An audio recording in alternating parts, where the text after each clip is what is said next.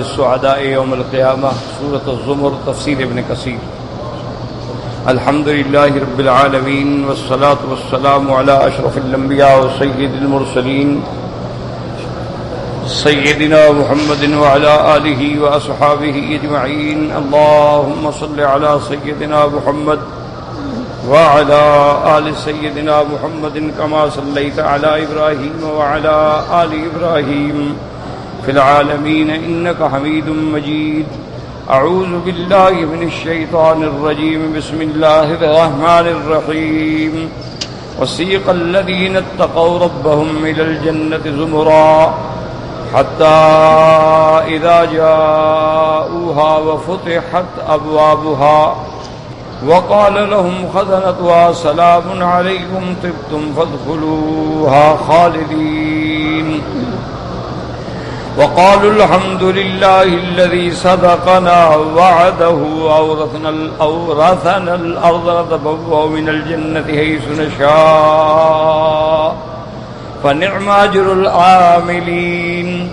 قال المؤلف والمفسر رحمه الله تعالى أدام النفع بعلومه وعلومكم في الدارين آمين إلى أن قال وقوله تبارك وتعالى حتى إذا جاءوها وفتحت أبوابها وقال لهم خزنتها سلام عليكم طبتم فادخلوها خالدين.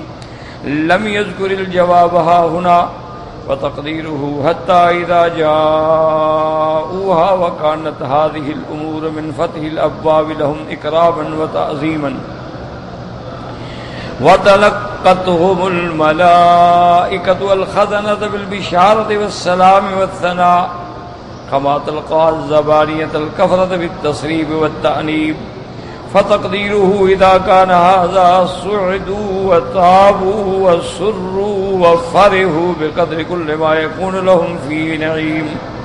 وإذا حذف الجواب هنا ذهب الذهن من كل مذهب في الرجاء والأمل. ومن زعم أن الباب في قوله تبارك وتعالى وفتحت أبوابها وهو الثمانية واستدل به إلى أن أبواب الجنة ثمانية فقد أبعد النجعة وأغرق في النزع. وإنما يستفاد كون أبواب الجنة ثمانية من الأحاديث الصحيحة. مفسر رحمۃ اللہ علیہ سورۃ الزمر کی ان آیات مبارکہ کی تفسیر بیان فرماتی ہیں کہ حتی اذا جاؤوہا، لیکن یاد رکھیں اس آیت میں جواب کا ذکر نہیں ہے. کیا مطلب؟ یعنی پہلی جو آیت ہم نے پڑھی تھی اس میں جواب ہے.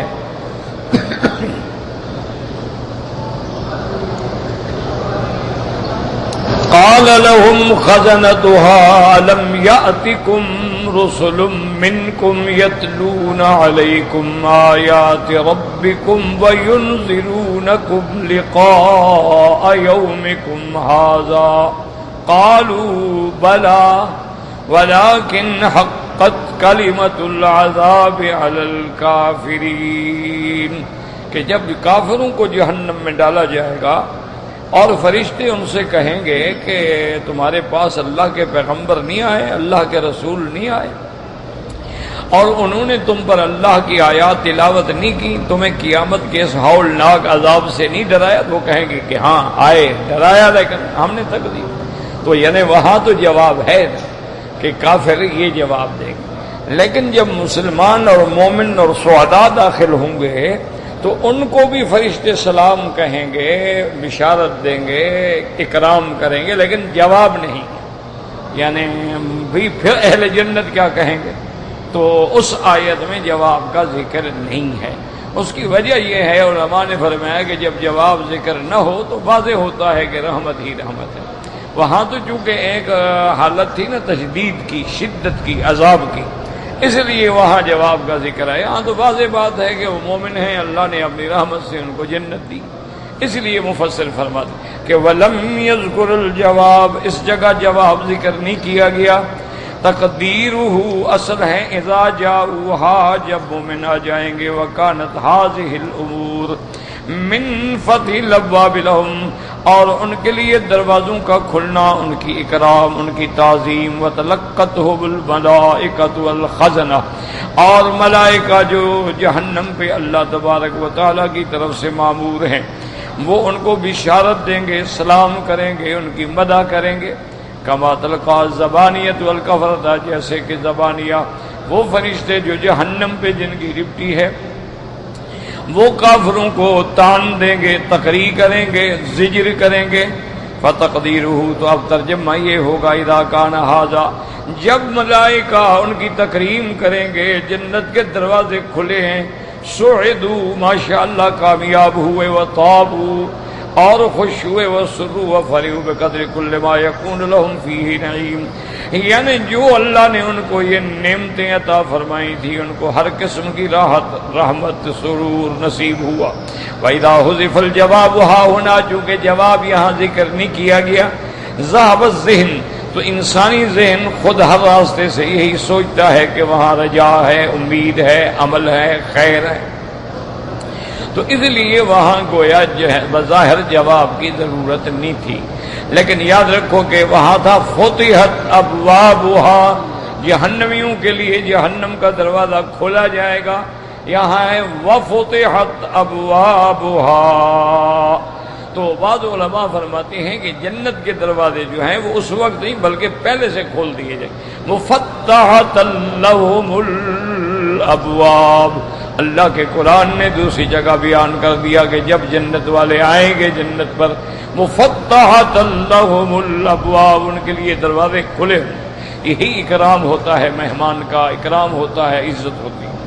اب مفسر رحمۃ اللہ علیہ فرماتے ہیں کہ بعض لوگوں نے یہ بھی دلیل پکڑی ہے کہ یہاں لفظ ہے نا حتی اذا جاؤوہا وفتحت ابوابھا، وہاں وا نہیں ہے، یہاں وا ہے، تو اس کو علماء قواعد کہتے ہیں واو ثمانیہ، واو ثمانیہ، یعنی معنی یہ ہوتا ہے کہ واحد اثنین ثلاثہ اربعہ خمسہ سبع و ثمانیہ، تو اس کو کہا جاتا ہے واو ثمانیہ۔ تو اس سے انہوں نے ایک دلیل پکڑی ہے کہ جنت کے دروازے بھی 8 ہوں گے، لیکن مفسر فرماتا ہے کہ یہ دلیل پکڑنا بڑی دور کی بات ہے، اس نے یعنی فقد ابعد النجعۃ، اس نے بہت دور اپنی سواری کو اتارا، وَأَغْرَقَ فِي النَّزْعِ، اور بالکل اس کے کھینچنے میں گویا کہ غرق ہو گیا، اس کی ضرورت ہی نہیں ہے۔ صحیح احادیث مبارک میں ہے جب یہ بات موجود ہے کہ جنت کے 8 دروازے ہیں تو پھر صرف واو ثمانیہ سے ثابت کرنے کی کیا ضرورت، جب ایک چیز صحیح احادیث مبارک میں موجود ہے۔ اسی طرح جہنم کے 7 دروازے ہوں گے، لہا 7 ابواب لکل باب منہم جزء مقسوم، جہنم کے 7 دروازے ہوں گے اور ہر دروازے کے لیے اللہ نے جو فیصلہ کیا ہے، اللہ نے جن کا مقدر کیا ہے، ہر اسی دروازے سے داخل ہو کے جہنم میں جائیں گے۔ اور جنت کے 8 دروازے ہیں، یہ صحیح احادیث مبارک میں ثابت ہیں۔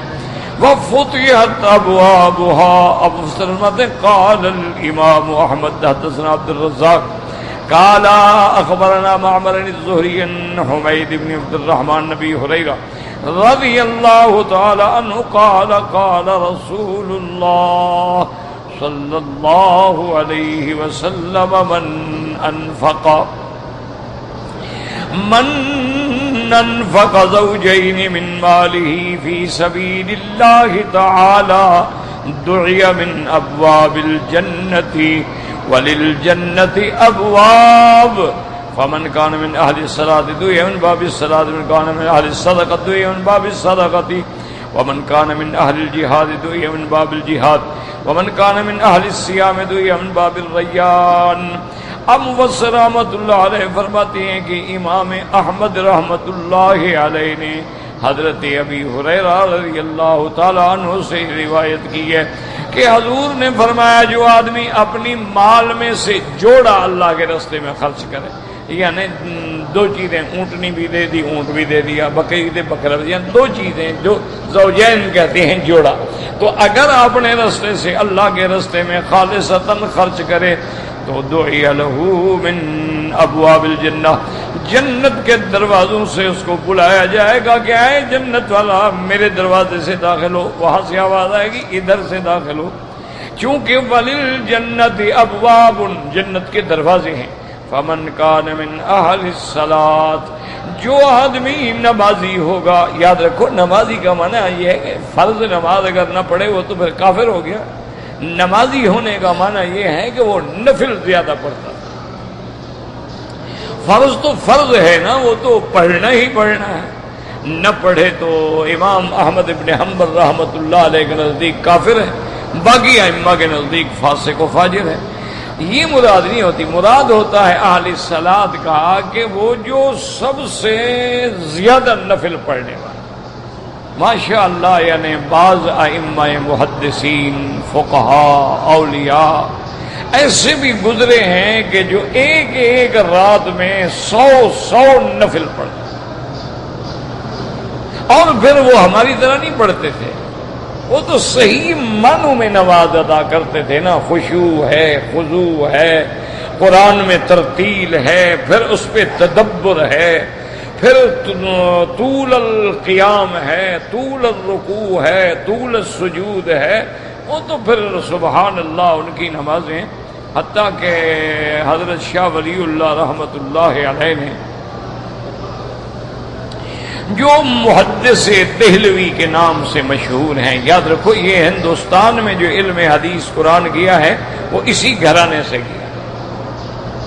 یعنی ان کا سب سے پہلا اصل جو ہے وہ حضرت شاہ ولی اللہ. پھر اس کے بعد یعنی شاہ عبد العزیز آئے, شاہ عبد القادر آئے, شاہ اسماعیل شہید آئے, شاہ محمد رفیع آئے, بڑے بڑے سارا انہی کا خاندان. پھر بعض نے حدیث کی خدمت کی اور بعض نے قرآن پاک کی خدمت کی. اسی طرح قرآن پاک کی جو تفسیر ہے یعنی ہند میں سب سے پہلے حضرت شاہ ولی اللہ رحمۃ اللہ علیہ نے الفوز الکبیر کے نام سے تفسیر لکھی. تو تمام علوم حدیث علوم تفسیر پھر وہیں سے گئے. یہ بعد میں جا کے دارالعلوم دیوبند بنا, دارالعلوم رحیمیہ بنا, یہ ساری چیزیں بعد میں. ویسے تو الحمدللہ علم کے مدارس جو تھے نا وہ تو ابتدا میں سیدنا عمر رضی اللہ تعالیٰ عنہ کے زمانے سے, سیدنا عثمان رضی اللہ تعالیٰ عنہ کے زمانے سے, سیدنا معاویہ رضی اللہ تعالیٰ عنہ کے زمانے, وہاں صحابہ پہنچے ہیں, انہوں نے جا کے یہ علاقے فتح کیے اور جہاں جہاں فتوحات کیے وہاں دین کی بنیاد بھی رکھی. پھر سلطان محمود غزنوی نے تو مدارس کا جال بچھا دیا. اسی طرح پھر جو بھی بادشاہ تھا, حتیٰ کہ اکبر بڑا بے دین تھا لیکن اس نے بھی مدارس کھولے. وہ خود بے دین آدمی تھا اور اس نے اپنا ایک نیا دین بنا دیا تھا, دین اکبری, اللہ معاف کرے. اس کے بعد پھر جب جہانگیر کا دور آیا ہے تو پھر تو ماشاءاللہ مدارس اتنی کثرت سے بنائے گئے ہیں کہ پورے ہندوستان کے کونے کونے میں دین کے مدرسے قائم ہیں.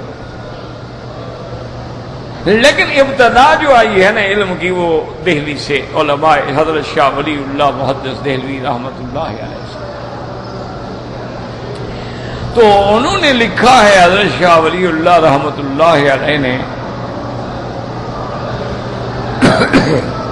کہ مجھے ہمیشہ ایک تڑپ ہوتی تھی کہ یا اللہ آپ نے مجھے علم بھی دیا ہے, علم قرآن بھی دیا, علم حدیث بھی دیا, لیکن مجھے کبھی وہ صحابہ والی نماز بھی نصیب ہوگی کہ صحابہ کیسے نماز پڑھتے تھے. فرماتے تھے اس بات کی بہت بڑی تمنا تھی. تو حضرت شاہ ولی اللہ محدث دہلوی کے بھی ایک شیخ تھے, فرماتے ہیں میں ان کی خدمت میں گیا, میں ان کو بتایا نہیں لیکن یہ دل میں تمنا تھی.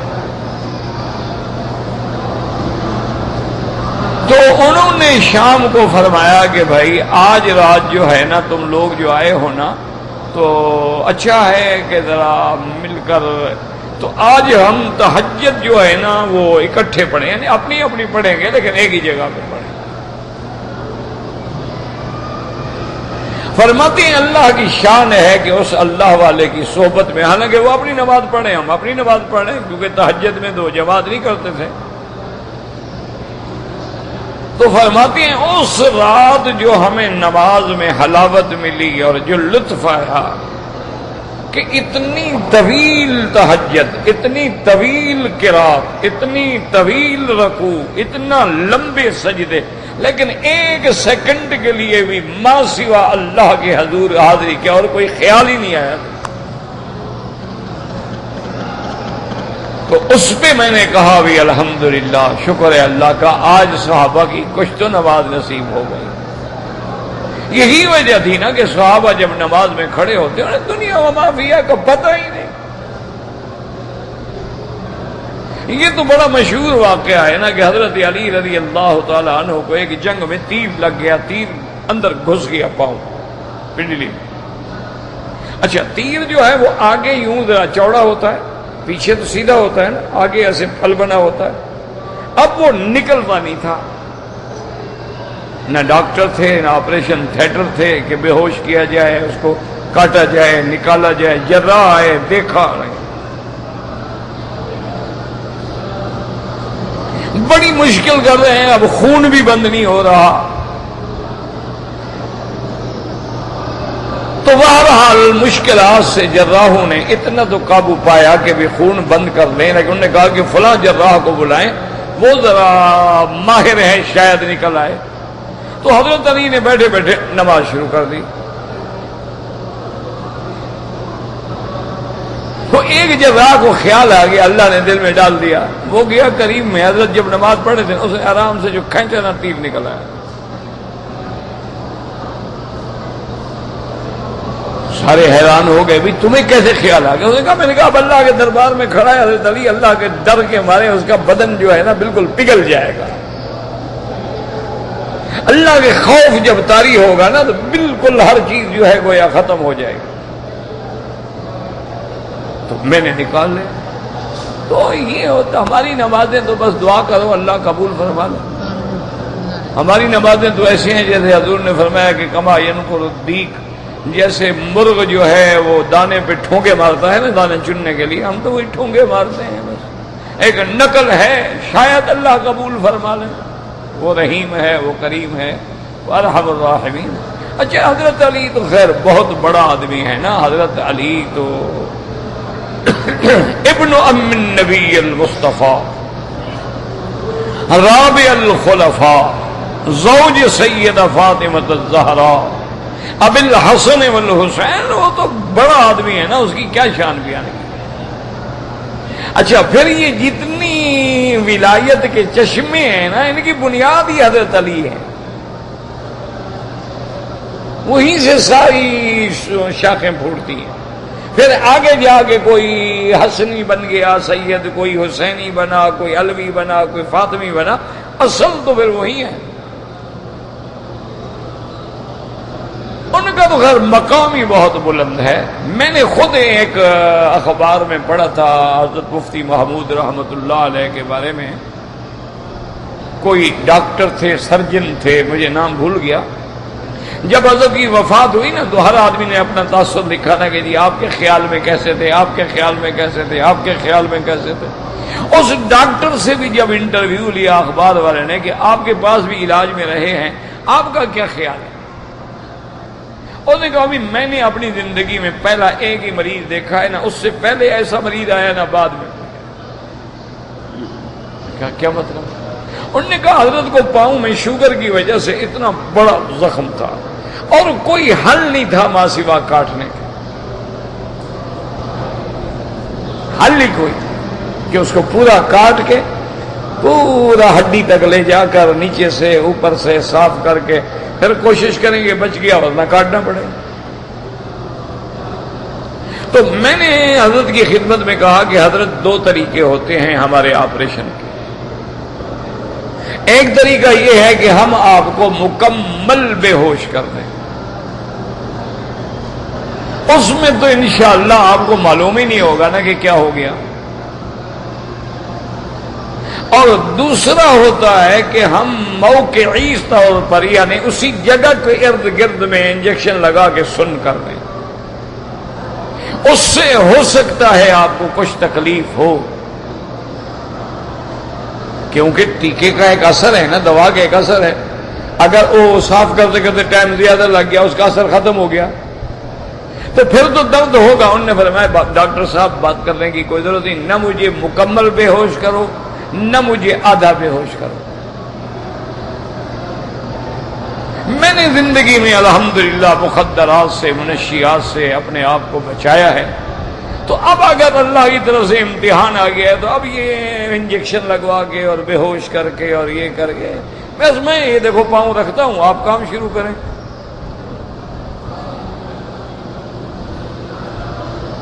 وہ ڈاکٹر کہتا ہے، میں نے کہا عجیب آدمی ہے، اتنا بڑا آدمی ہے، اتنا پڑھا لکھا آدمی ہے، یہ کیا کہہ رہے ہیں؟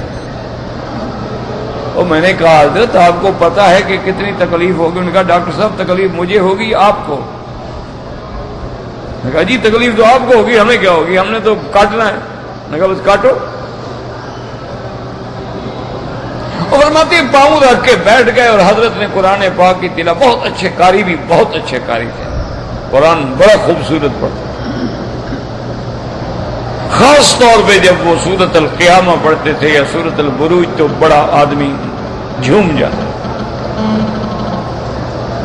تو بہرحال وہ کہتے ہیں کہ پاؤں رکھ کے بیٹھ گئے۔ انہوں نے کہا آپ بیٹا ڈاکٹر صاحب آپ اپنا کام کریں، اور قرآن شریف کی تلاوت شروع کر دی۔ کہتا ہے خدا جانتا ہے انہوں نے ایک دفعہ پاؤں ذرا ہلایا تک نہیں، یعنی چھرکی بھی نہیں آئی۔ میں نے سارا کاٹا، اندر سے باہر سے اوپر سے نیچے سے صاف کیا، پٹیاں اندر ڈالی، باندھا، یعنی یوں بھی نہیں کیا۔ وہ کہتے ہیں میں نے تو بھائی ایسا مریض نہیں دیکھا۔ اس کے بعد میں نے کہا ڈاکٹر صاحب اپنا حضرت تو ہو گیا آپ نے؟ انہوں نے کہا میری بھی صورت ختم ہو گئی ماشاءاللہ، بس چلو ٹھیک بس ٹھیک۔ یہ تو ابھی 14ویں صدی کے لوگ ہیں نا، حضرت علی صحابہ ان کا کیا مقابلہ ہے؟ یہ تو اس صدی کے لوگ ہیں نا جن کو ہم لوگوں نے اپنے آنکھوں سے دیکھا ہے، کوئی تصور نہیں ہو سکتا۔ ان کو اللہ توفیق دیتے تھے۔ یہاں حضرت شیخ حبیب اللہ تھے، ان کی زیارت بھی میں نے کی الحمدللہ۔ ان کی عادت تھی کہ 10 دن نفل پڑھنی ہے۔ اچھا اب جناب نمازیں پڑھ کے بس کھڑے ہیں، نفلیں پڑھ، 10 دن طواف کرنا ہے، نمازیں ختم طواف میں لگے ہوئے ہیں، 10 دن تلاوت قرآن کرنی ہے بیٹھ کے، بس نماز پڑھی فارغ ہوئے پھر قرآن کھول لیا۔ ہمیں تو سمجھ نہیں آتی وہ کتنی رکعتیں پڑھتے تھے، وہ کتنے طواف کرتے تھے۔ اچھا جتنی دیر میں وہ ایک طواف کرتے تھے نا، میرے جیسے نالائق جو ہے نا 10 طواف کر لیں، آہستہ آہستہ آہستہ آہستہ ایک ایک قدم سوچ سوچ کے رکھ رہے ہیں اور قرآن شریف پڑھ رہے ہیں۔ پتہ نہیں وہ قرآن ختم کرتے تھے کیا کرتے تھے، اللہ عالم۔ تو یعنی اتنی آہستہ چلنا اور اتنی دور ہو کے چلنا کہ کسی دوسرے کو ہاتھ لگنے کا تصور ہی نہیں،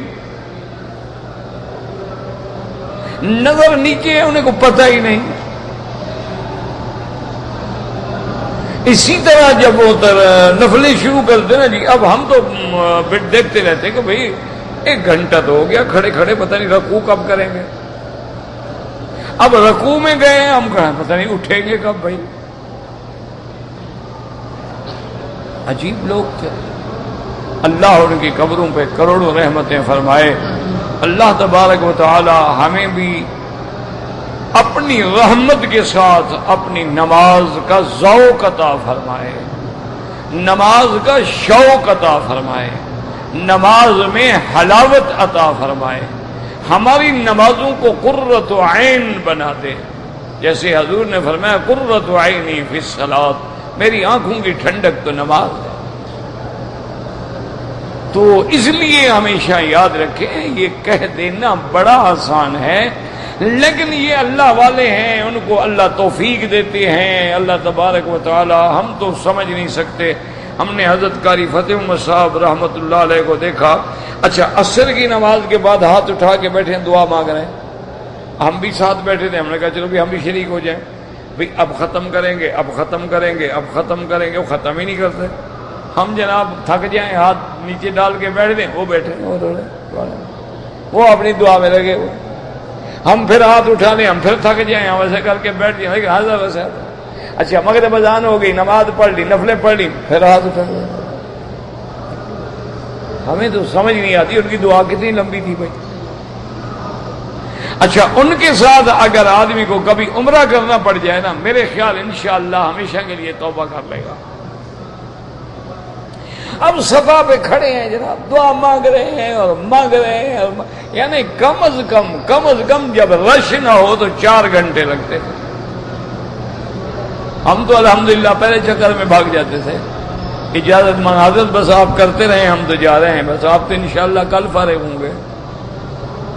ٹھیک ہے بھئی، اللہ کے گھر میں آئے ہیں تو اور کیا کریں، عبادت ہی کر رہی ہیں نا، فارغ بیٹھ کے کیا کریں. یہ کہہ دینا آسان ہے، بس دعا کرو کہ رحمت کرتے ہیں، یہ باتیں ہیں. لیکن اللہ والوں کی باتوں میں بھی یاد رکھو ایک رحمت ہوتی ہے کہ جب اہل اللہ کا ذکر ہوتا ہے اللہ کی رحمت ہوتی ہے، اور انسان کے دل میں اللہ جذبہ پیدا کرتا. اللہ اکبر، آنکھوں سے نابینا ہو گئے، ٹانگیں معذور ہو گئیں، ویل چیئر پہ آ گئے، صف اول کبھی نہیں چھوٹی، نماز صف اول. اب صف اول میں مکہ شریف یا مدینہ شریف میں کم از کم 2 گھنٹے آگے پہلے بیٹھو نا، ایسے تھوڑی صف اول مل جاتی ہے. یا ہماری طرح تھوڑے سے کسی شگرد کو کوہنی ماری، کسی کو یوں کیا گھس گئے، وہ تو 2 گھنٹے 3 گھنٹے پہلے آتے.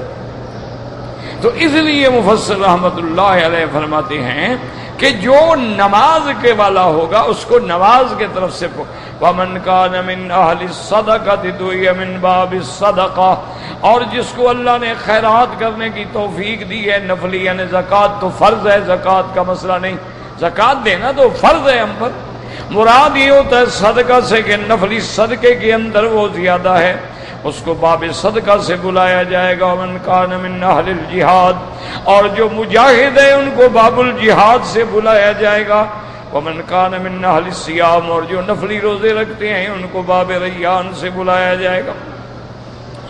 فقال ابو بکر رضی اللہ تعالی عنہ یا رسول اللہ صلی اللہ علیہ وسلم ما علی احد من ضرورت دعی من ایہا دعیا فَهَلْ يُدْعَى مِنْهَا كُلَّهَا أَحَدٌ یا رسول اللہ صلی اللہ علیہ وسلم. حضرت ابو بکر رضی اللہ تعالیٰ عنہ نے عرض کیا کہ یا رسول اللہ صلی اللہ علیہ وسلم، ہر آدمی اپنے اپنے دروازے سے بلایا جائے گا، یہ بات ٹھیک ہے، لیکن فَهَلْ يُدْعَى مِنْهَا كُلَّهَا أَحَدٌ یا رسول اللہ صلی اللہ علیہ وسلم، کوئی ایسا بندہ بھی ہوگا جس کو سارے دروازوں سے بلایا جائے؟ حضور پاک نے فرمایا نعم وارجو ان تکون منہم. حضور نے فرمایا ہاں، ایسے بھی اللہ کے بندے ہوں گے جن کو ہر دروازے سے بلایا جائے گا. اور فرمایا ابو بکر مجھے اللہ پہ امید ہے کہ تم ان میں سے ہو. رواہ البخاری و مسلم من حدیث زہری بنحوہ وفیہما من حدیث ابی حازم سلمۃ بن دینار عن سہل بن سعد رضی اللہ تعالی عنہ ان رسول اللہ صلی اللہ علیہ وسلم قال ان فی الجنۃ 8 ابواب باب منها يسمى الريان لا يدخله الا الصائمون. امام بخاری اور امام مسلم رحمۃ اللہ علیہم نے سہل بن سعد سے یہ روایت ذکر کی ہے کہ میرے آقا محبوب دو عالم سیدنا محمد مصطفیٰ صلی اللہ علیہ وسلم نے فرمایا ان فی الجنت 8 ابواب، جنت میں 8 دروازے ہوں گے اور ایک دروازہ جس کا نام ریان ہوگا. لا يدخل الا الصائمون، اس دروازے سے وہی لوگ داخل ہوں گے جو زیادہ نفلی روزے رکھتے ہیں. تو یاد رکھیں کہ نفلی روزے میں سب سے اعلیٰ تو ہے صیام داؤد، یاد رکھیں. نفلی روزے میں سیام داؤد علیہ السلام کیا بنا؟ کان یصوم یومن و یفطر یومن، آپ ایک دن روزہ رکھتے، ایک دن افطار کرتے، ایک دن روزہ رکھتے، ایک دن افطار۔ اچھا، اس کے بعد کا جو درجہ ہے وہ یہ ہے کہ ہر سوموار اور ہر جمعرات، یوم الاثنین اور یوم الخمیس، یہ 2 دن روزے رکھیں۔ اچھا، یہ 2 دن روزے اگر آپ رکھیں گے ہفتے میں تو مہینے میں کتنے ہو گئے؟ 8۔ 4 ہفتے آئیں گے نا مہینے میں، 8 روزے ہو گئے۔ اور 3 روزے لیالی البیض کے 13، 14، 15 کی جو روشن راتیں ہیں، چاندنی راتیں ہیں، ان کے روزے رکھے تو 8 وہ ہو گئے، 3 یہ ہو گئے، 11 روزے ہو گئے۔ تو الحمدللہ یہ بھی بہت بڑی نعمت ہے، بہت بڑی عظیمت ہے کہ اگر وہ ایک دن چھوڑ کے ایک رکھے تو وہ تو پھر سیام داؤد ہے، وہ سب سے اعلیٰ ہے۔ لیکن اگر وہ بھی نہ ہو تو کم از کم یہ کر لے کہ 8 روزے یہ ہو گئے، 3 وہ ہو گئے، تو بہت بڑی نعمت۔ یہ جو بلا وجہ لوگ جاتے ہیں نا جی، سلم کلب ہیں اور داخلے لیتے ہیں کہ ہم موٹے ہو رہے ہیں، بدن ٹھیک ہو جائے، ڈائٹنگ کرتے ہیں، جوگنگ کرتے ہیں، مشینوں پہ دوڑتے ہیں، الٹے سیدھے بھاگتے ہیں، فضول بات ہے۔ تم سنت پہ چلو، روزے رکھو، سب کو ٹھیک ہو جائے، خود بخود باڈی ٹھیک ہو جائے۔ لیکن یہ نہیں کہ دن کو روزہ رکھا اور افطار کے وقت 5-6 کلو کٹھے کھا گیا، پھر تو انشاءاللہ اور وزن بڑھے گا اور موٹے ہو جائیں گے آپ۔ لیکن اگر سنت کے مطابق ہے کہ وہ تھوڑا سا کھائیں، کلو واشربو، کھاؤ پیو، لا تسرفو، زیادتی نہ کرو، بس اتنا کھاؤ کہ بھوک باقی ہو چھوڑو۔ اسی لیے بعض حکیم یوں سمجھاتے ہیں اور بعض روایات میں بھی آتا ہے کہ اپنے پیٹ کے 3 حصے کر لو، ایک حصہ پینے کے لیے، ایک کھانے کے لیے، ایک سانس لینے کے لیے۔ یہ تو نہیں سارا بھر لو سانس ہی نہ آئے۔ وہ مثل مشہور ہے نا کہ ایک حافظ کہیں گیا بیچارہ خیرات پہ، اتنا کھایا کہ اب سانس مشکل آ رہی تھی، اس کو جناب سٹریچر پہ ڈال کے اٹھا کے ساتھی ہسپتال لے گئے، ڈاکٹر کے پاس کے، جناب یہ تو مرتا ہے۔ انہوں نے کہا کیا ہو گیا؟ انہوں نے کہا حلوہ کھاتا یہ حال ہو گیا۔ اور نے کہا چلو جلدی کرو، منہ کھولو، وہی دوائی گولیاں لے آؤ۔ انہوں نے کہا حافظ صاحب منہ کھولے، میں گولی ڈالتا ہوں اور نکل گئے۔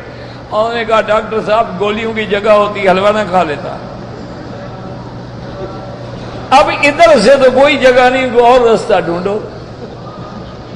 تو یہ تو کھانا نہ ہوا نا، یہ تو پھر ظلم ہوا نا، یہ کوئی کھانا تو نہیں ہے، یہ تو ظلم ہے کہ بھی اللہ تبارک و تعالی معاف فرمائے۔ تو آپ روزے رکھیں سنت کے مطابق، کوئی ڈائٹنگ کی ضرورت نہیں، آپ ہر نعمت کھائیں لیکن حد میں اعتدال، اللہ کی ہر نعمت کھائیں، بالکل اپنے آپ کو محروم نہ رکھیں، لیکن وہ اعتدال ہو۔ یہ تھوڑا ہے کہ بس کھانے بیٹھے تو کھا ہی رہے ہیں ماشاءاللہ۔ وفي صحيح مسلم عن عمر بن الخطاب رضي الله تعالى عنه قال قال رسول الله صلى الله عليه وسلم ما منكم من أحد يتوضأ فيبلغ أو فيسبغ الوضوء ثم يقول أشهد أن لا إله إلا الله وَأَنَّ مُحَمَّدًا عَبْدُهُ وَرَسُولُهُ إِلَّا فُتِحَتْ لَهُ أَبْوَابُ الْجَنَّةِ الثَّمَانِيَةِ يَدْخُلُ مِنْ أَيِّهَا شَاءَ۔ صحیح مسلم میں روایت ہے، دیکھو کتنا آسان ہے، پھر بھی ہم نہ کریں تو بدقسمتی ہے۔ حضرت عمر بن الخطاب رضی اللہ تعالیٰ عنہ سے روایت ہے، فرماتے ہیں کہ حضور پاک نے فرمایا کہ کوئی بندہ وضو کرے، فَيَبْلُغَ، کیا مانا؟ ٹھیک وضو کرے، پوری طرح سے وضو کرے، ہر جگہ آرام سے پانی پہنچائے، ناک میں پانی دیتے یہ نرم ہڈی تک پانی آنا چاہیے۔ اسی طرح چہرہ دھوئے تو جہاں سے بال شروع ہوتے ہیں وہاں سے لے کر نیچے تک، اور دونوں طرف کے کانوں کے اندر کا حصہ آرام سے، یعنی اسی طرح انگلیاں ہیں پاؤں کی، ان میں خلال کرے۔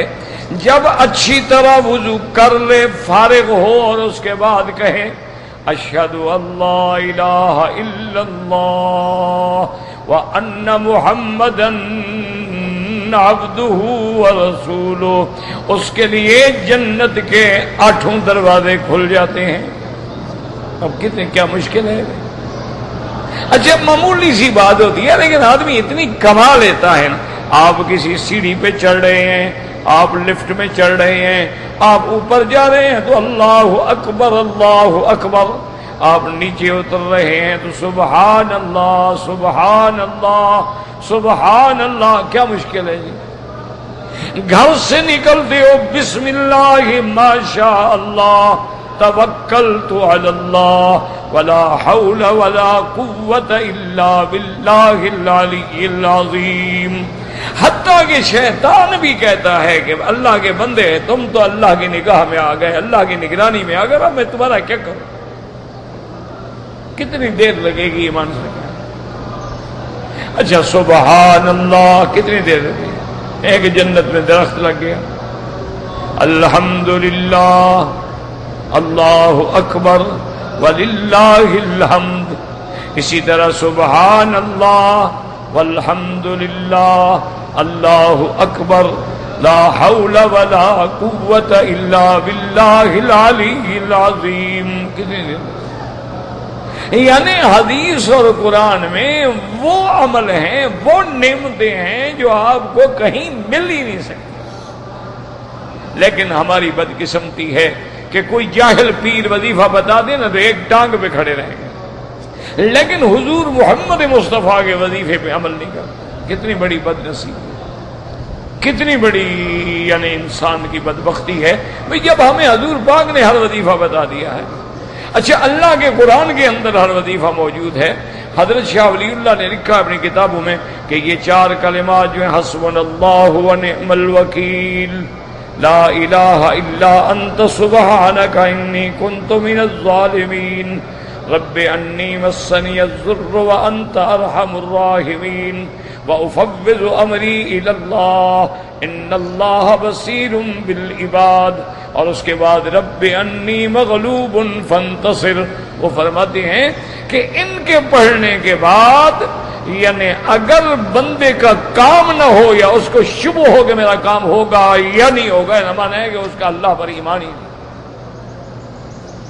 کیوں؟ وہ کہتے ہیں قرآن میں یہ آیات جہاں جہاں بھی آئی ہے نا اس کے فوراً بعد آیا کہ اللہ نے قبول کر لی، لا الہ الا انت سبحانک انی کنت من الظالمین فاستجبنا لہ، اللہ نے دعا قبول کر۔ حسبنا اللہ ونعم الوکیل، آگے فانقلبوا بنعمت من اللہ بفضل لم یمسسہم سوء، اللہ نے قبول کر۔ رب انی مسنی الضر وانت ارحم الراحمین فاستجبنا لہ، ہم نے حضرت ایوب کی دعا قبول کر لی۔ فأفوض امری الی اللہ ان اللہ بصیر بالعباد فوقاه اللہ سیئات ما مکروا، اللہ نے ہر دشمن کے مکر سے حفاظت فرما۔ جب قرآن میں ہے کہ اس کے بعد دعا قبول ہو گئی تو پھر تمہاری کیسے قبول نہیں ہوگی؟ فرماتے ہیں اس کا مطلب ہے کہ پھر تمہارا ایمان ہی نہیں ہے، نہ اللہ پر، نہ اللہ کے قرآن پر، نہ اللہ کے کلام پر۔ اللہ وہ طریقے خیر لکھے انہوں نے اپنی کتابوں میں کہ کیسے پڑھنا ہے، مختلف انہوں نے طرق لکھے ہیں، لیکن بہرحال طریقوں پہ بھی نہ جاؤ، اللہ کا قرآن ہے پڑھتے رہو جتنا ہو سکے، 1 تسبیح 2 تسبیح 3 تسبیح 4 تسبیح پڑھ لی۔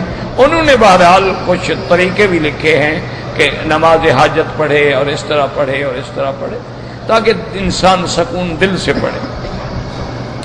وقال الحسن بن عرفۃ حدثنا اسماعیل بن عیاش عن عبد الله بن عبد الرحمن بن ابي حسين عن شعر بن حوشب عن معاذ رضي الله تعالى عنه قال قال رسول الله صلى الله عليه وسلم مفتاح الجنة لا اله الا الله۔ اس حدیث مبارک میں حضرت شعر بن حوشب نے حضرت معاذ رضی اللہ تعالیٰ عنہ سے روایت کی ہے کہ حضور پاک نے فرمایا مفتاح الجنت، جنت کے دروازے کی کنجی جو ہے وہ کیا ہے؟ لا الہ الا اللہ۔ اسی لیے یاد رکھیں جتنے اولیاء اللہ ہیں نا ان کا سارا زور اسی کلمے پہ ہوتا کہ بس لا الہ الا اللہ کی مشق اور کلمہ دل میں بیٹھ جائے کہ اللہ کے سوا کوئی معبود نہیں اور حضور محمد مصطفیٰ اللہ کے رسول ہیں اور خاتم النبیین۔ کسی آدمی نے ایک بزرگ سے پوچھا اور نے کہا کہ حضرت مہربانی کریں کہ مجھے اسم اعظم بتا دیں۔ انہوں نے کہا اللہ کے بندے یہ اللہ جو ہے اسم ذات جو یہی اسم اعظم ہے۔ انہوں نے کہا لیکن شرط یہ ہے کہ جب تم کہو نا کہ یا اللہ پھر تمہارے دل میں کوئی غیر اللہ کا خیال نہ آئے، بس یہی اسم اعظم۔ میں کہا بس دل سے غیروں کو نکال دو اور اللہ پہ اپنی تمام امیدیں جما دو کہ ہر نفع نقصان کا مالک اللہ ہے، تمام کائنات کا مالک اللہ ہے، متصرف فی الامور اور ساری کائنات کی تدبیر کرنے والا اللہ ہے، دکھ دینا دکھ ہٹانا، بیماری دینا بیماری ہٹانا کی طاقت میرے اللہ کے پاس۔ انہوں نے کہا بس اس طرح مانگو کہ پھر غیر کا دل میں خیال نہ ہو، یہی اس میں آگے۔ اور بعض بزرگ کہتے تھے کہ جب تم اللہ کہتے ہو تو آہ نکلتی ہے، یہی آہ تو اللہ کو پیاری ہے کہ اس کے دروازے پہ آگے فریاد کرو نا، تضرعا و خفیۃ، اللہ کے آگے عاجزی بھی ہو، خشیت بھی ہو، رجا بھی ہو، خوف بھی ہو، پھر اللہ سے مانگو۔ اللہ سے مانگنے میں جو مزہ آئے گا نا تو پھر آپ کو کسی اور جگہ وہ حاصل ہی نہیں ہو سکتا۔ ذکر سعادہ ابواب الجنت، نسأل اللہ من فضلہ العظیم ان یجعلنا من اہلہا۔ اب مفسر فرماتے ہیں کہ جنت کے دروازے کتنے کھلے ہوں گے، اللہ تبارک و تعالی ہمیں بھی ان میں جانا نصیب کر دے۔ صحیحین من حدیث ابی زرعۃ عن ابی ہریرہ رضی اللہ تعالی عنہ فی حدیث الشفاعۃ الطویل یقول اللہ تبارک و تعالی یا محمد صلی اللہ علیہ وسلم ادخل من لا حساب علیہ من امتی من الباب الایمن وهم شرکاء الناس من الباب الاخر والذی نفس محمد صلی اللہ علیہ وسلم بیدہ انما بین المصراعین من مصاری الجنہ ما بین عزادتی الباب لکما بین مکہ او حجر و حجر و مکہ و فی روایت مکہ و بصرا۔ اللہ تبارک و تعالیٰ فرمائیں گے کہ محمد مصطفیٰ صلی اللہ علیہ وسلم آپ جنت میں داخل کریں ان اپنی امت میں سے ان لوگوں کو جن پہ کوئی حساب نہیں ہے، ان کو ایمن دروازے سے داخل کریں۔ حضور پاک فرماتے ہیں مجھے خدا کی قسم ہے جس کے قبضے میں میری جان ہے، ان دونوں دروازوں کی دونوں لکڑیوں کے درمیان میں جو فیصلہ ہوگا ایسے ہوگا جیسے مکہ اور حجر یا مکہ اور بصرہ عراق کے درمیان فاصلہ ہے۔ اتنا فاصلہ ایک دروازے میں، اور پھر تو 8 دروازے ہیں۔ اللہم اجعلنا منہم، یا اللہ ہمیں بھی ان میں نصیب فرما دے۔ وما ذلک علی اللہ بعزیز، تیرے آگے کیا مشکل ہے؟ رحمت حق بزرگ کہتے ہیں رحمت حق بہانمی جوید، بہانہ میں جوید۔ اللہ کی رحمت تم سے کوئی ہدیہ شدیہ نہیں مانگتی ہو تو بہانہ ہو، بس تم کوئی کام کرو مولا بخش دے۔ کسی گرتے کو تھام لو، کسی اندھے کو راستہ گزار دو، کسی محتاج کو ایک روٹی کھلا دو، کسی کو پانی پلا دو، کسی کو ایک کھجور سے افطار کرا، بس بہانہ بناؤ، اس کی رحمت آنے کے لیے تیار ہے۔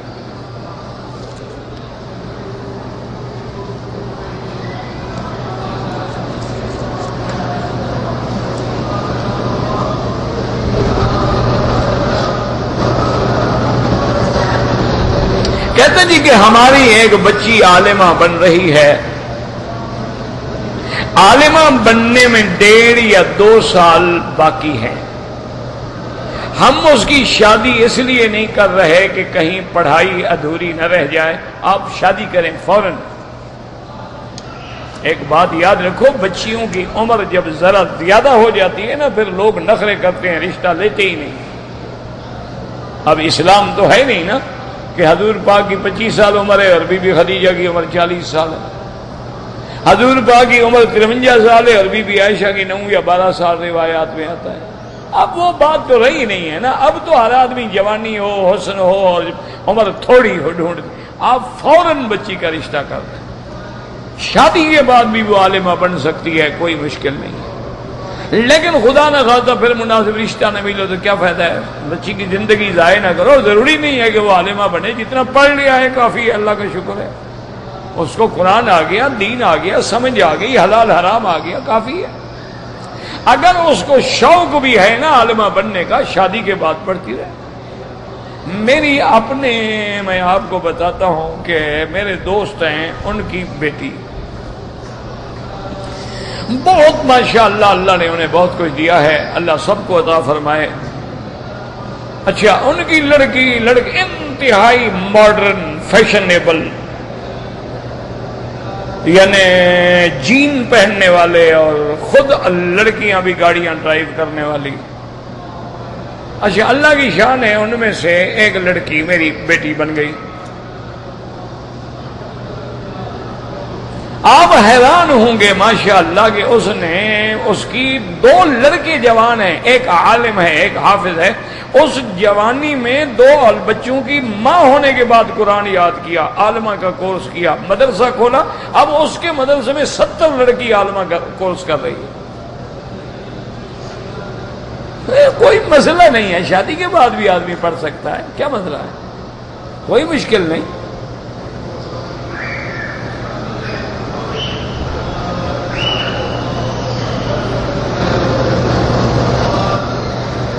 بہرحال اگر جو آدمی نے ایک پلاٹ خریدا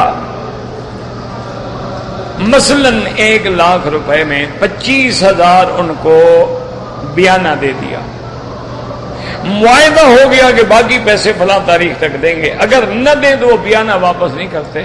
بہرحال افضل ہے کہ وہ بیانہ واپس کریں، یہ حقوق العباد ہے.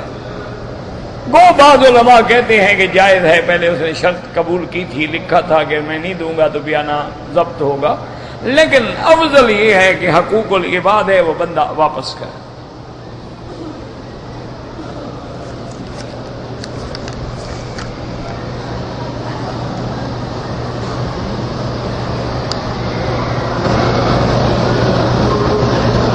میں ایک ہوٹل میں کام کرتا ہوں، میری دماغی حالت صحیح نہیں ہے، مجھے شادی کرنے کا کیا حکم ہے؟ شادی کرو گے دماغ ٹھیک ہو جائے گا، انشاءاللہ بیوی ٹھیک کر دے گی. تو شادی تو کرو انشاءاللہ جناب. یہ دماغی خرابیاں جو ہیں نا ساری ٹھیک ہو جائیں گی. اسی لیے تو دماغی خرابی ہے نا کہ شادی نہیں ہو رہی. شادی کرو بھائی، شادی علاج ہے، نصف ایمان ہے گویا، وہ مذاق تو نہیں ہے، گناہوں سے ڈھال ہے.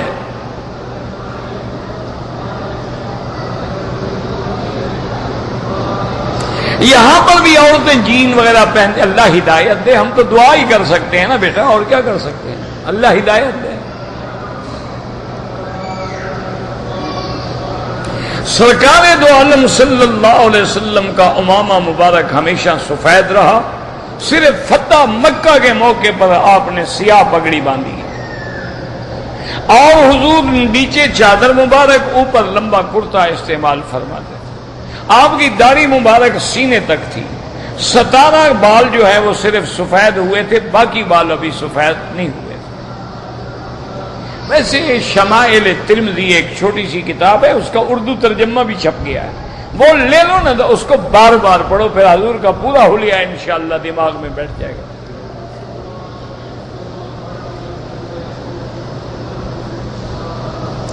شوہر کے قدم، شوہر کو خوش کرنے کے لیے بیوی ہونٹوں پہ رنگ لگائے، جو مرضی آئے لگائے، شوہر کے لیے لگائے، لیکن ابرو کے بال نہ نکالے، وہ حرام ہے. وہ اللہ کے نبی نے منع کر نا. شوہر صرف یہ بال نکالنے پہ خوش ہوتا ہے، باقی بدن سارا اس کو قبول نہیں ہے. یہ عجیب بات ہے. وہ کہتے ہیں نا کہ ایک آدمی نے 2 شادیاں کی تھی، تو اس کی آدھی داڑھی سفید تھی، آدھی سیاہ تھی. تو ان کو چڑ ہو گئی، ایک سفید بال نکال دیتی تھی، ایک سیاہ نکال دیتی. حضرت صاحب بٹیرے بن گئے. یہ کون سا حسن ہے کہ بال نکالو؟ یعنی جو اللہ نے بنایا ہے وہ حسن نہیں، جو بندہ بنائے گا وہ حسن ہے۔ عجیب جاہل لوگ ہیں۔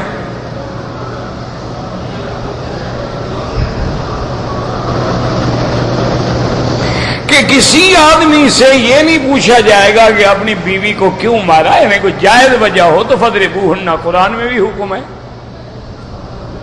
اللہ نے قرآن میں بھی حکم دیا ہے کہ اگر کوئی نافرمانی کرتی ہے تو اس کو پہلے الگ سلائیں، الگ کمرے میں رکھیں، پھر بھی نہ مانے تو فضربوہن، آپ مار بھی سکتے ہیں، تو حدیث میں بھی آیا ہے۔ یہ تھوڑا ہے کہ مار دو اللہ پوچھے گا بنی، حد سے زیادہ مارو گے پوچھے جاؤ گے، نہ حق مارو گے پوچھے جاؤ گے۔ میرا بھائی ہے وہ شراب کے نشے میں ہے، اللہ معاف کرے، اللہ ہر مسلمان کی اولاد کو محفوظ رکھے، ہر قسم کے منشیات مخدرات کی لعنت سے محفوظ رکھے۔ اللہ یہ عذاب ہے، پورا خاندان عذاب میں آ جاتے ہیں، اللہ محفوظ رکھے۔ بہرحال اس کی اولاد ہے، ان کو زکوٰۃ دے سکتے ہیں، بالکل بالکل دے سکتے ہیں، بھائی کی اولاد ہے آپ کی، اور وہ بیچارے باپ بیکار ہیں، کہاں سے آئے گا، مستحق ہیں، غریب ہیں، بالکل آپ بھائی ہے، بھائی کی اولاد ہے، بہن کی اولاد ہے، ان سب کو زکوٰۃ دے سکتے ہیں۔ زکوٰۃ صرف آپ یعنی والدین، والد والدہ، نانی نانا دادی دادا، ان کو نہیں دے سکتے، بیٹا بیٹی، بیٹے کے بیٹے، بیٹی کے بیٹے، ان کو نہیں، کیوں، ان کا خرچ ہے تو تمہارے ذمہ واجب ہے، پر زکوٰۃ کیا مطلب، ان کو تو ہر حال میں تم نے دینا ہی دینا ہے، ورنہ باقی جتنے رشتہ دار ہیں، بہن ہے، بھانجی ہے، بھتیجا ہے، بھتیجیاں ہیں، بھانجیاں ہیں، یعنی جتنے رشتہ دار ہیں وہ زکوٰۃ میں سب سے زیادہ مستحق ہیں، کہ اللہ نے جہاں حکم دیا ہے زکوٰۃ مسکینوں کو دو، وہاں یہ بھی حکم دیا وَآتِ ذِی الْقُرْبَىٰ حَقَّهُ وَالْمِسْکِینَ، سب سے پہلے اپنے غریب رشتہ داروں کو۔ اس کی وجہ یہ ہے کہ جب تم رشتہ داروں کو دو گے تمہیں دوہرا ثواب ملے گا، ایک زکوٰۃ دینے کا ثواب، ایک صلہ رحمی کرنے کا ثواب، اور تیسری بات یہ ہے کہ آدمی کو پتہ بھی ہوتا ہے کہ یہ میرا رشتہ دار غریب ہے، مستحق ہے، اس کی کوئی ذریعہ نہیں۔ اب دور کے آدمی ہیں، بعض لوگ آپ نے دیکھا ہے نا، بھیک مانگ رہے ہوتے ہیں لیکن گھر کے اندر ہزاروں روپے موجود ہوتے ہیں، جب مر جاتے ہیں تو ہزاروں ریال نکل آتے ہیں، تو اس لیے ہمیں پتہ ہی نہیں ہوتا نا کہ وہ مستحق ہے یا نہیں ہے، لیکن رشتہ دار ہے، محلے دار ہے، علاقے والا ہے، اس کو ہر آدمی جانتا ہے۔ اچھا پھر یہ بھی مسئلہ نہیں ہے کہ لازماً بتاؤ کہ بھائی صاحب یہ زکوٰۃ ہے، بالکل نہیں، آپ دل میں نیت کر لیں کہ میں زکوٰۃ دے رہا ہوں، ان کو بتانے کی کوئی ضرورت نہیں ہوتی کہ ان کو بتا کے شرمندہ کریں بلا وجہ، بالکل بتانے کی، آپ دل میں نیت کر لیں کہ یا اللہ یہ میں زکوٰۃ دے رہا ہوں، اور ان کو زکوٰۃ دیں اور ان کی مدد کریں، اور اللہ تبارک و تعالی۔ اور ایک بات ہمیشہ یاد رکھیں کہ زکوٰۃ تو فرض ہے، اور جتنی دو گے اتنی اللہ اور زیادہ برکتیں عطا فرماتے ہیں، اور جس مال سے زکوٰۃ نکالی جائے اللہ اس کو محفوظ بھی رکھتے ہیں، اللہ حوادثات سے، چوروں سے، ڈاکے سے، ظلم سے بچائے رکھتے ہیں۔ اللہ سے دعا فرمائیں اللہ تبارک و تعالی ہم سب کی زبانوں پہ زندگی میں بھی، حیات میں بھی، ممات میں بھی اور مرنے کے وقت میں بھی جاری فرما دے لا الہ الا اللہ محمد الرسول اللہ، اور اللہ تبارک و تعالی جنت بغیر حساب کے عطا فرما دے۔ اللہم ارزقنا جنت الفردوس الاعلی برحمتک یا ارحم الراحمین۔ اللہم انصر الاسلام والمسلمین، اللہم انصر الاسلام والمسلمین، اللہم انصر المجاہدین فی کل مکان، اللہم ایدہم بنصرک یا قوی یا عزیز، اللہم اہلک اعداءک اعداء الدین، اللہم اہلک الیہود ومن شایعہم من الکفار والمشرکین، اللہم انزل علیہم باسک الذی لا یرد عن القوم المجرمین۔ یا اللہ مسلمان فلسطین میں ہیں، عراق میں ہیں، افغان میں ہیں، شیشان میں ہیں، عرب میں ہیں، عجب میں ہیں، یا اللہ جس ملک میں بھی ہیں ان کی جان مال آبرو عزت کی حفاظت فرما۔ یا اللہ مسلمان ملکوں میں فتنے دور فرما، تفرقے دور فرما، فرقہ واریت دور فرما، لڑائیاں بند فرما، امن استحکام نصیب فرما۔ یا اللہ عالم اسلام کو اتحاد و اتفاق کی توفیق عطا فرما۔ یا اللہ جو تیرے دین کا کام کرنے والے ہیں، مدرس ہیں، درس دیتے ہیں، حدیث پڑھاتے ہیں، تفسیر پڑھاتے ہیں، تبلیغ کرتے ہیں، قرآن پڑھاتے ہیں، سب کی حفاظت فرما۔ یا اللہ تمام مساجد مدارس کی حفاظت فرما، تمام دینی اداروں کی حفاظت فرما۔ یا اللہ ہم سب کی پریشانیاں دور فرما، یا اللہ پریشانیاں دور فرما۔